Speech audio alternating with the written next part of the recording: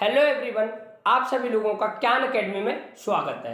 Friends, हम polity पढ़ रहे हैं और पॉलिटी में लूसेंट के उन क्वेश्चंस को डिस्कस कर रहे हैं जो बार बार एग्जाम्स में पूछे जाते हैं। तो फ्रेंड्स, आइए टाइम को वेस्ट ना करते हुए हम उन्हीं के आगे के कुछ और क्वेश्चंस को डिस्कस करते हैं। तो फ्रेंड्स, आज की क्लास का हमारा पहला क्वेश्चन है, भारत के संविधान में भारत को किस रूप में वर्णित किया गया है। भारत के संविधान में भारत को किस रूप में वर्णित किया गया है। कहने का ये मतलब है कि हमारा जो कॉन्स्टिट्यूशन है, हमारा जो संविधान है, उसके अंदर भारत के बारे में क्या कहा गया है, भारत को किस प्रकार से परिभाषित किया गया है। तो फ्रेंड्स, भारत के बारे में कहा गया है कि भारत एक राज्यों का संघ है। भारत एक राज्यों का संघ है। तो इस प्रकार से फ्रेंड्स, इस क्वेश्चन का जो ऑप्शन नंबर डी है वो क्या हो जाएगा, हमारा आंसर हो जाएगा। फ्रेंड्स, अब हम देखेंगे नेक्स्ट क्वेश्चन। हमारा नेक्स्ट क्वेश्चन है, निम्नलिखित में से किस निर्णय में यह कहा गया है कि धर्मनिरपेक्षवाद और संघवाद भारतीय संविधान की मूल विशिष्टताएं हैं। निम्नलिखित में से किस निर्णय में यह कहा गया है कि धर्मनिरपेक्षवाद और संघवाद भारतीय संविधान की मूल विशिष्टताएं हैं। तो फ्रेंड्स, ये कहा गया है एसआर बम्बई मामला में। एसआर बम्बई मामला में। तो इस प्रकार से इस क्वेश्चन का जो ऑप्शन नंबर बी है फ्रेंड्स, क्या हो जाएगा, हमारा आंसर हो जाएगा। फ्रेंड्स, अब हम देखेंगे नेक्स्ट क्वेश्चन। हमारा नेक्स्ट क्वेश्चन है, आधारित लोकतंत्र किससे संबंधित है। आधारित लोकतंत्र किससे संबंधित है। तो फ्रेंड्स, ये हमारा संबंधित है शक्तियों के हस्तांतरण से भी, शक्तियों का विकेंद्रीकरण से भी और पंचायती राज प्रणाली से भी।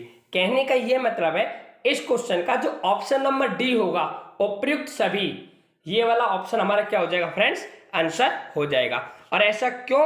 क्योंकि फ्रेंड्स, जो हमारा आधारित लोकतंत्र है, इन सभी ऑप्शन से संबंधित है। फ्रेंड्स, अब हम देखेंगे नेक्स्ट क्वेश्चन। हमारा नेक्स्ट क्वेश्चन है, एक तंत्र का अर्थ है। एक तंत्र का अर्थ है, जैसा कि फ्रेंड्स इसके नाम से ही पता चल रहा है कि एक तंत्र का मतलब ही होता है ऐसी कंट्री, ऐसा देश जिसके अंदर केवल एक व्यक्ति के द्वारा शासन चलाया जाता हो। केवल एक व्यक्ति के द्वारा शासन चलाया जाता हो, तो फ्रेंड्स वो हमारा कहलाता है एक तंत्र। तो इस प्रकार से फ्रेंड्स, इस क्वेश्चन का जो ऑप्शन नंबर सी है, मात्र एक व्यक्ति द्वारा निरंकुश शासन, मात्र एक व्यक्ति द्वारा निरंकुश शासन, अर्थात ऑप्शन नंबर जो सी होगा फ्रेंड्स, वो इस क्वेश्चन का क्या हो जाएगा, हमारा आंसर हो जाएगा। फ्रेंड्स, अब हम देखेंगे नेक्स्ट क्वेश्चन। हमारा नेक्स्ट क्वेश्चन है, सार्वजनीन अथवा सार्वभौमिक वयस्क मताधिकार दर्शाता है कि भारत एक ऐसा देश है जो है। क्या है फ्रेंड्स क्वेश्चन? सार्वजनीन अर्थात सार्वभौमिक वयस्क मताधिकार दर्शाता है कि भारत एक ऐसा देश है जो है। तो फ्रेंड्स, इस क्वेश्चन का जो ऑप्शन नंबर सी है वो क्या हो जाएगा, हमारा आंसर हो जाएगा लोकतांत्रिक। इसका कहने का क्या मतलब है फ्रेंड्स? इसके कहने का ये मतलब है कि देखो, सार्वभौमिक वयस्क मताधिकार केवल उन्हीं देशों में दिया जाता है जो पूरी तरीके से क्या होते हैं, लोकतांत्रिक होते हैं। तो इस प्रकार से अपना जो देश भारत है, ये भी पूरी तरीके से क्या है, लोकतांत्रिक है। क्या है? लोकतांत्रिक है। इस प्रकार से इस क्वेश्चन का जो ऑप्शन नंबर सी है वो क्या हो जाएगा, हमारा आंसर हो जाएगा। फ्रेंड्स, अब हम देखेंगे नेक्स्ट क्वेश्चन। हमारा नेक्स्ट क्वेश्चन है, लोकप्रिय प्रभुसत्ता क्या है। लोकप्रिय प्रभुसत्ता क्या है। तो फ्रेंड्स, लोकप्रिय प्रभुसत्ता का मतलब ही होता है जनता का प्रभुत्व, जनता का प्रभुत्व। तो इस प्रकार से इस क्वेश्चन का ऑप्शन नंबर जो डी है वो क्या हो जाएगा फ्रेंड्स, हमारा आंसर हो जाएगा। फ्रेंड्स, अब हम देखेंगे नेक्स्ट क्वेश्चन। हमारा नेक्स्ट क्वेश्चन है, संवैधानिक राजसी का अर्थ है। संवैधानिक राजसी का अर्थ है फ्रेंड्स, संवैधानिक राजसी का मतलब ही होता है संविधान द्वारा प्राप्त शक्ति के अनुसार राजा के द्वारा शक्तियों का प्रयोग। संविधान द्वारा प्राप्त शक्ति के अनुसार राजा के द्वारा शक्तियों का प्रयोग। कहने का क्या मतलब है कि संविधान के द्वारा जो भी शक्ति राजा को प्राप्त होंगी, उनके द्वारा जो शासन करेगा, वही हमारा संवैधानिक राजसी का अर्थ होता है। तो इस प्रकार से इस क्वेश्चन का जो ऑप्शन नंबर सी होगा फ्रेंड्स, क्या हो जाएगा, हमारा आंसर हो जाएगा। फ्रेंड्स, अब हम देखेंगे नेक्स्ट क्वेश्चन। हमारा नेक्स्ट क्वेश्चन है सरकार के संसदीय रूप का विचार कहाँ से लिया गया है। सरकार के संसदीय रूप का विचार कहाँ से लिया गया है। तो फ्रेंड्स ये लिया गया है ब्रिटेन से। इसका सीधा सा ये मतलब है जो हमारा संसदीय रूप का विचार था ये किस कंट्री से लिया गया है, ये लिया गया है ब्रिटेन से। तो इस प्रकार से इस क्वेश्चन का जो ऑप्शन नंबर बी होगा फ्रेंड्स क्या हो जाएगा, हमारा आंसर हो जाएगा। फ्रेंड्स अब हम देखेंगे नेक्स्ट क्वेश्चन। हमारा नेक्स्ट क्वेश्चन है किस तंत्र में कुछ लोग अधिक लोगों पर शासन करते हैं। किस तंत्र में कुछ लोग अधिक लोगों पर शासन करते हैं। कहने का क्या मतलब है, कहने का ये मतलब है कि ऐसा कौन सा शासन है, ऐसा कौन सा तंत्र है जिसके अंदर कुछ लोगों द्वारा अधिक से अधिक लोगों पर शासन किया जाता हो। तो फ्रेंड्स ऐसा तंत्र हमारा कहलाता है अल्पतंत्र। क्या कहलाता है, अल्पतंत्र। इस प्रकार से इस क्वेश्चन का जो ऑप्शन नंबर डी होगा फ्रेंड्स क्या हो जाएगा, हमारा आंसर हो जाएगा। फ्रेंड्स इसमें अगर हम बात करें एक तंत्र की तो मैंने भी आपको बताया एक तंत्र का मतलब ही होता है ऐसा शासन जहां पर केवल एक व्यक्ति के द्वारा शासन किया जाता हो, एक तंत्र कहलाता है। अगर हम बात करें धनिक तंत्र की तो फ्रेंड्स धनिक जैसा कि इसके नाम से भी पता चला धनी मीन्स जहां पर धनी व्यक्तियों द्वारा शासन किया जाता हो, हमारा क्या कहलाएगा, धनिक तंत्र। अगर हम बात करें राजतंत्र की तो राजतंत्र का मतलब ही होता है ऐसा शासन जहां पर राजा का शासन हो, मीन्स जो शासन चलाया जा रहा हो एक राजा द्वारा चलाया जा रहा हो, तो हमारा क्या कहलाता है, वो राजतंत्र। तो इस प्रकार से फ्रेंड्स आशा करता हूं कि आप सभी लोगों को ये चारों पॉइंट्स अच्छी तरीके से समझ में आ गए होंगे। फ्रेंड्स अब हम देखेंगे नेक्स्ट क्वेश्चन। हमारा नेक्स्ट क्वेश्चन है उस देश का नाम बताएं जिसमें संशोधन के लिए प्रक्रियाओं की संवैधानिक सुविधाओं को भारत से उधार लिया गया था। क्या है फ्रेंड्स क्वेश्चन, उस देश का नाम बताएं जिसमें संशोधन के लिए प्रक्रियाओं की संवैधानिक सुविधाओं को भारत से उधार लिया गया था। तो फ्रेंड्स ये कहां से उधार लिया गया था, ये लिया गया था दक्षिण अफ्रीका से। कहां से, दक्षिण अफ्रीका से। तो इस प्रकार से इस क्वेश्चन का जो ऑप्शन नंबर सी होगा क्या हो जाएगा फ्रेंड्स, हमारा आंसर हो जाएगा। फ्रेंड्स अब हम देखेंगे नेक्स्ट क्वेश्चन। हमारा नेक्स्ट क्वेश्चन है लोकतांत्रिक संस्थाओं के विकास के लिए कौन सा कारक आवश्यक है। लोकतांत्रिक संस्थाओं के विकास के लिए कौन सा कारक आवश्यक है। कहने का यह मतलब है जो हमारी लोकतांत्रिक संस्थाएं होती हैं अगर हम इनका विकास करना चाहते हैं तो इनके लिए कौन सा कारक है जो कि अति महत्वपूर्ण है। तो फ्रेंड्स वो कारण हमारा व्यक्तिगत अधिकारों के प्रति सम्मान, व्यक्तिगत अधिकारों के प्रति सम्मान। तो इस प्रकार से इस क्वेश्चन का जो ऑप्शन नंबर बी होगा फ्रेंड्स क्या हो जाएगा, हमारा आंसर हो जाएगा। फ्रेंड्स अब हम देखेंगे नेक्स्ट क्वेश्चन। हमारा नेक्स्ट क्वेश्चन है कौन से संविधान से राज्य नीति विषयक निर्देशक तत्व अपनाए गए हैं। कौन से संविधान से राज्य नीति विषयक निर्देशक तत्व अपनाए गए हैं। तो फ्रेंड्स राज्य नीति विषयक निर्देशक तत्व अपनाए गए हैं आयरिश संविधान से। किससे, आयरिश संविधान से। तो इस प्रकार से इस क्वेश्चन का जो ऑप्शन नंबर सी होगा फ्रेंड्स क्या हो जाएगा, हमारा आंसर हो जाएगा। फ्रेंड्स यहाँ पर आप एक बात पर और ध्यान दें, इसी से रिलेटेड एक और क्वेश्चन है जिसमें यह कहा गया है कि कौन से देश से राज्य के नीति निर्देशक तत्व लिए गए हैं। कौन से देश से राज्य के नीति निर्देशक तत्व लिए गए हैं। अगर फ्रेंड्स क्वेश्चन ऐसा हो तो इसका आंसर होगा आयरलैंड। कौन सा होगा, आयरलैंड, क्योंकि राज्य के नीति निर्देशक जो तत्व हैं वे हमारे लिए गए हैं आयरलैंड से। और जब क्वेश्चन में ये कहा जाए कि राज्य के नीति विषयक निर्देशक तत्व किस संविधान से अपनाए गए हैं तो ये अपनाए गए हैं आयरिश संविधान से। तो फ्रेंड्स आप इन दोनों के डिफरेंस को समझें। फ्रेंड्स अब हम देखेंगे नेक्स्ट क्वेश्चन। हमारा नेक्स्ट क्वेश्चन है निम्न में से किस देश से भारतीय संविधान ने लिखित संविधान के रूपकों को प्राप्त किया है। निम्न में से किस देश से भारतीय संविधान ने लिखित संविधान के रूपकों को प्राप्त किया है। कहने का ये मतलब है कि हमारे देश ने जो लिखित संविधान का पैटर्न अपनाया है ये किस देश से लेकर अपनाया है। तो फ्रेंड्स ये अपनाया है यूएस से लेकर। तो इस प्रकार से इस क्वेश्चन का जो ऑप्शन नंबर सी होगा फ्रेंड्स क्या हो जाएगा, हमारा आंसर हो जाएगा। फ्रेंड्स अब हम देखेंगे नेक्स्ट क्वेश्चन। हमारा नेक्स्ट क्वेश्चन है, भारत में संविधान की उद्देशिका में धर्मनिरपेक्ष शब्द कौन से संविधान द्वारा जोड़ा गया है? भारत में संविधान की उद्देशिका में धर्मनिरपेक्ष शब्द कौन से संविधान द्वारा जोड़ा गया है? कहने का ये मतलब है, जो हमारी उद्देशिका है, जो हमारी प्रियम्बल है, इसमें धर्मनिरपेक्ष जो शब्द है, सेकुलर जो शब्द है, इसे किस संविधान द्वारा जोड़ा गया है? तो इसे जोड़ा गया है 42वां संविधान संशोधन के द्वारा। तो इस प्रकार से इस क्वेश्चन का जो ऑप्शन नंबर बी होगा फ्रेंड्स, क्या हो जाएगा? हमारा आंसर हो जाएगा। फ्रेंड्स, अब हम देखेंगे नेक्स्ट क्वेश्चन। हमारा नेक्स्ट क्वेश्चन है, प्रस्तावना की कौन सी विशेषता में कहा गया है कि किसी भी सह नागरिक के साथ गौण व्यवहार नहीं करना चाहिए? प्रस्तावना की कौन सी विशेषता में कहा गया है कि किसी भी सह नागरिक के साथ गौण व्यवहार नहीं करना चाहिए? तो फ्रेंड्स, प्रस्तावना की भाईचारे की जो विशेषता है, इसमें इस बात को कहा गया है कि हमें किसी भी सह नागरिक के साथ गौण व्यवहार नहीं करना चाहिए। तो इस प्रकार से इस क्वेश्चन का जो ऑप्शन नंबर डी होगा फ्रेंड्स, क्या हो जाएगा? हमारा आंसर हो जाएगा। फ्रेंड्स, अब हम देखेंगे नेक्स्ट क्वेश्चन।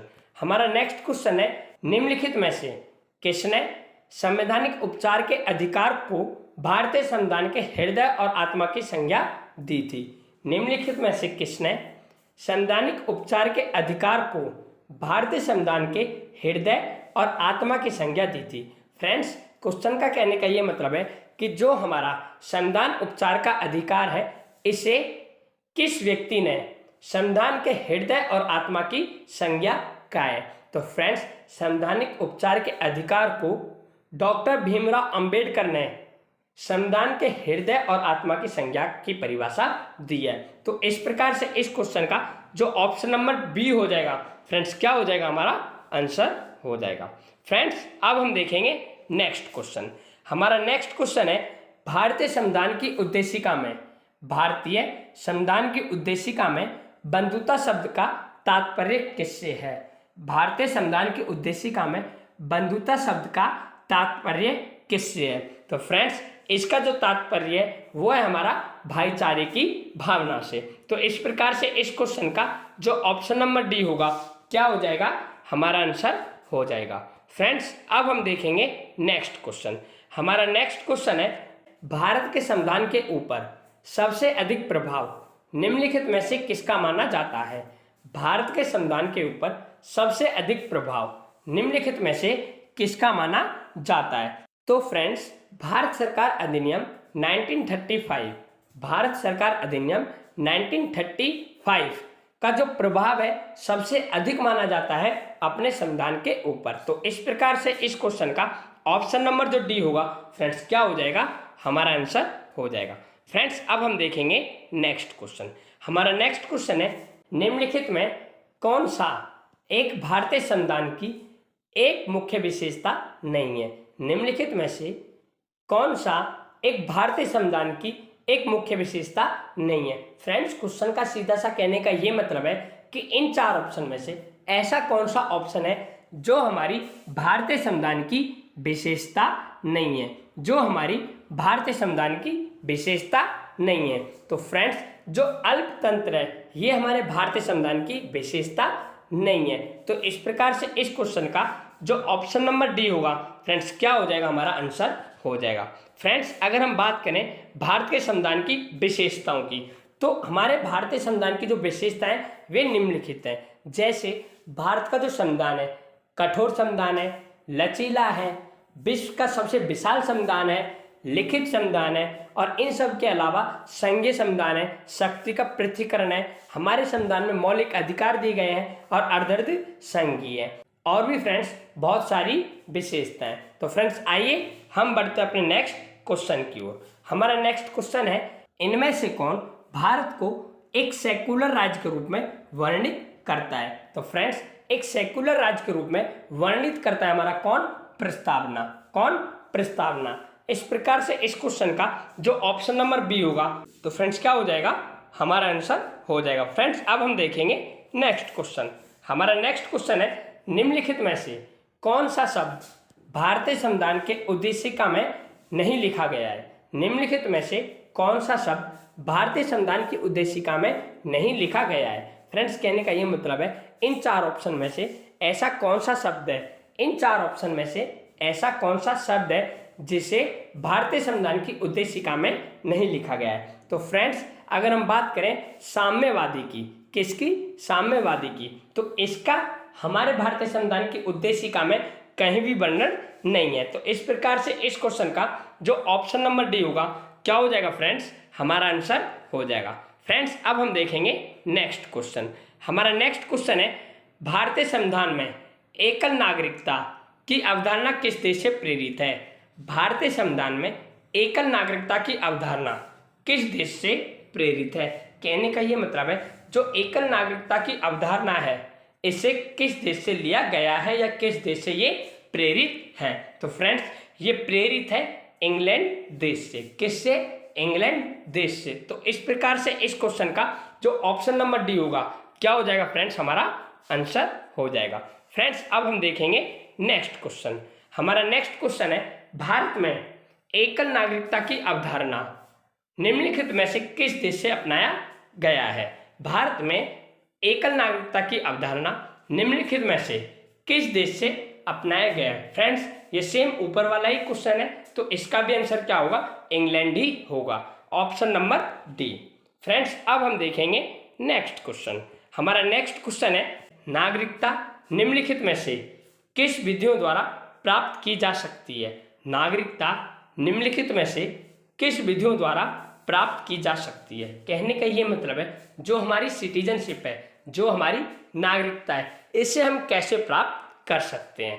तो फ्रेंड्स इसे हम प्राप्त कर सकते हैं एक तो जन्म के द्वारा कि उसी कंट्री में हमारा जन्म हुआ हो, दूसरा आनुवांशिकता द्वारा मीन्स हमारे दादा परदादा उसी कंट्री से बिलोंग करते हो, और तीसरा फ्रेंड्स पंजीयन द्वारा मीन्स उसमें हम अपना रजिस्ट्रेशन करवा लें कि हम इस कंट्री में इतने साल से इतने वर्षों से रह रहे हों, तब हमें जाकर उस देश की नागरिकता मिल जाती है। तो इस प्रकार से फ्रेंड्स इस क्वेश्चन का जो ऑप्शन नंबर बी होगा, जो ऑप्शन नंबर बी होगा वो हमारा क्या हो जाएगा, आंसर हो जाएगा। अब फ्रेंड्स हम देखेंगे नेक्स्ट क्वेश्चन। हमारा नेक्स्ट क्वेश्चन है भारतीय संविधान की प्रस्तावना में उल्लिखित न्याय को किस रूप में स्वीकारा गया है। भारतीय संविधान की प्रस्तावना में उल्लिखित न्याय को किस रूप में स्वीकारा गया है। कहने का ये मतलब है जो हमारा प्रियम्बल है, जो हमारी प्रस्तावना है, इसमें जो न्याय शब्द है इसे किस रूप में स्वीकारा गया है। तो फ्रेंड्स इसे स्वीकारा गया है राजनीतिक न्याय में भी, आर्थिक न्याय में भी और सामाजिक न्याय में भी। इस प्रकार से इस क्वेश्चन का जो ऑप्शन नंबर डी होगा सभी विकल्प सही हैं, ये क्या हो जाएगा फ्रेंड्स, हमारा आंसर हो जाएगा। फ्रेंड्स अब हम देखेंगे नेक्स्ट क्वेश्चन। हमारा नेक्स्ट क्वेश्चन है नागरिकता प्राप्त करने के लिए शर्तें निर्धारित करने वाला सक्षम निकाय कौन सा है। नागरिकता प्राप्त करने के लिए शर्तें निर्धारित करने वाला सक्षम निकाय कौन सा है। कहने का ये मतलब फ्रेंड्स जब कोई व्यक्ति सिटीजनशिप चाहता है तो उसके लिए जो शर्तें निर्धारित की जाती हैं, कौन सा निकाय जो शर्तें निर्धारित करता है सिटीजनशिप पाने के लिए। तो फ्रेंड्स ये करता है हमारा संसद। कौन, संसद। इस प्रकार से इस क्वेश्चन का जो ऑप्शन नंबर सी होगा क्या हो जाएगा फ्रेंड्स, हमारा आंसर हो जाएगा। फ्रेंड्स अब हम देखेंगे नेक्स्ट क्वेश्चन।